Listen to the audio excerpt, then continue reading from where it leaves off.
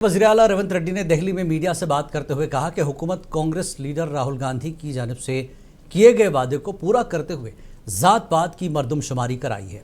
मरदमशुमारी के मुताबिक रियासती हुकूमत ने BC तबके को 42% रिजर्वेशन फराहम करने का फैसला किया।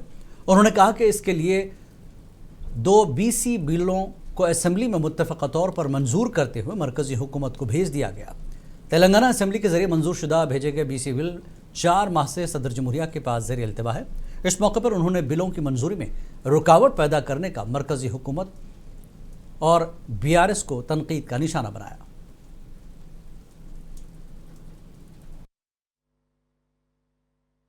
राहुल गांधी जी के नेतृत्व में कांग्रेस पार्टी मोदी जी को हटा देंगे, कुर्सी से उतारेंगे, लाल किले पे तिरंगा झंडा लहराएंगे। आज नहीं है तो कल ओबीसी के लिए हम लोग खुद कानून बनाएंगे। तब तक किशन रेड्डी जी झूठ बोलना छोड़ दो। आप जितने बार झूठ बोलेगा मैं उतने बार सच बोलूंगा आपके बारे में, आपके पार्टी के बारे में, मोदी जी के बारे में। इतने बार बार कह रहा है मुसलमान रिजर्वेशन के बहाना। RSS राष्ट्रीय कार्यालय है नागपुर में, महाराष्ट्र में, पहले हटा दो मुस्लिम रिजर्वेशन।